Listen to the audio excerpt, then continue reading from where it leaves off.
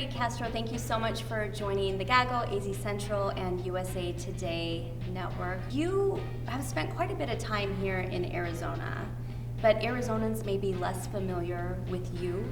What is your big pitch to Arizona Democrats as you try to introduce yourself to them and make your case for them to vote for you?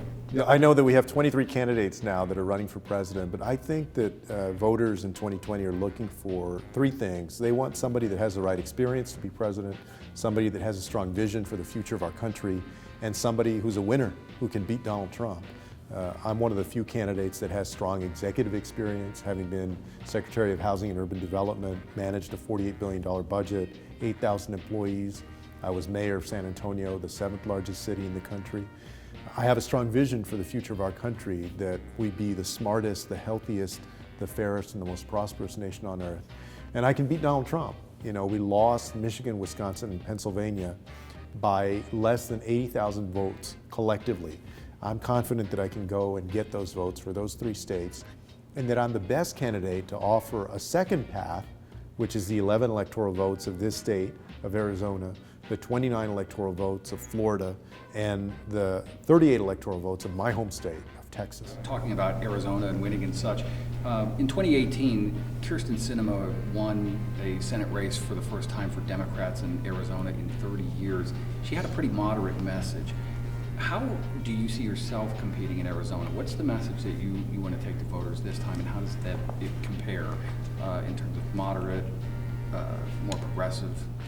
Well, I'm progressive. I believe, though, that connects with a lot of people here in Arizona and throughout the country, whether we're talking about the need to invest in things like universal pre-K for 3 and 4-year-olds, or to have universal health care, to make sure that we do things like invest in affordable housing, because you see the rents going through the roof, so to speak, in places like Phoenix or Tucson or even Flagstaff.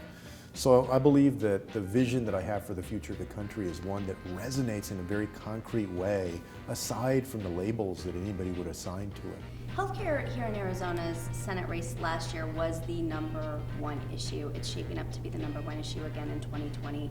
Where do you stand on this issue, and how will that change the lives for Arizonans in a meaningful way? On healthcare, I believe that we ought to aim to be the healthiest nation on earth in the 21st century. If we want to do that, it's going to take a different healthcare system. I would make Medicare available to every single American, and also if somebody has a private health insurance plan or supplemental plan and they want to keep that, then I believe that that's fine. They should be able to do that. What I don't believe is that anybody in our nation, in the wealthiest nation on earth, should ever go without the health care they need just because they don't have the money to afford it. We have a situation here on the border where thousands of people are entering this state all the time, and it's affecting Arizona communities in various ways. We have, it seems, a political stalemate. Democrats want to talk about immigration reforms, Republicans want to talk about border security. What is it that you bring to the table on this that offers any chance for a breakthrough on an issue where it seems like we've had a stalemate going back to at least President George W. Bush? Well, I have a totally different vision for how we should handle immigration than President Trump. Now, I believe that we can have a border that is secure, and we can ensure that we maintain its security, but we should choose compassion instead of cruelty, that we should end family detention, we shouldn't be separating little children from their mothers, that we should put people who are undocumented, as long as they haven't committed a serious crime, on a pathway to citizenship. And a few years ago, we were on the doorstep of passing immigration reform.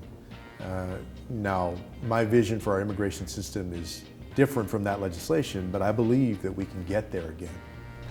But how do you get there? Senator John McCain, former Senator Jeff Flake, we're all very aware, Arizona voters are aware of their efforts. How do you restart that conversation in a productive way, given the dynamics of today's politics? Well, I think it begins by recognizing that, of course, there's always going to be compromise and negotiation that happens. But I do believe that you have a majority of people in the Senate and even in the House that are willing to consider how they can compromise on fixing our immigration system. I have a very progressive vision on immigration. At the same time, I recognize that if we're going to get things done, we're going to have to negotiate and compromise. And my belief is that with a good faith effort from a president who doesn't just want to use this as a political issue, but who wants to actually solve the problem, and as president, I would be after solving the problem, not just using it as a political ploy like this president. I think we can actually move forward and try and get things done with Democrats and Republicans. The economy seems like it's doing really reasonably well, and this has been a point of pride for President Trump. Why should we be making a change right now? President Trump is like the guy that got the ball on the 2-yard line, right, his opponent's 2-yard line, and President Obama basically took the ball from his own 2-yard line all the way across the field, put it on the 2-yard line for President Trump. And when President Obama took over, we were losing 700,000 jobs a month.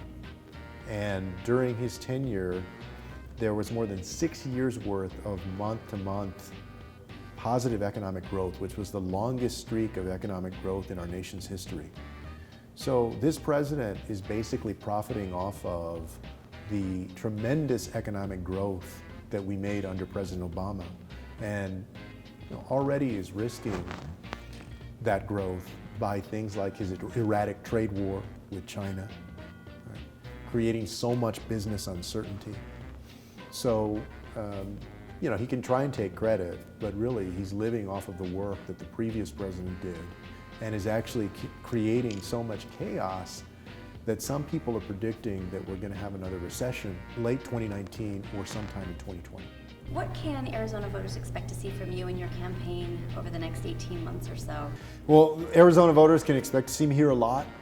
I believe that this state represents the future of not only the Democratic Party, but the nation, this Sun Belt state that's growing, that's diverse, whose economy is diversified and steeped in 21st century industries.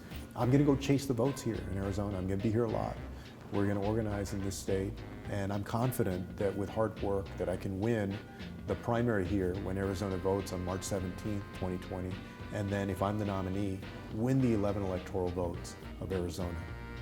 Well, best of luck to you. We will be following your campaign, and we hope to see you on your next trip here. Thanks a lot, y'all. Thank you. Thank you.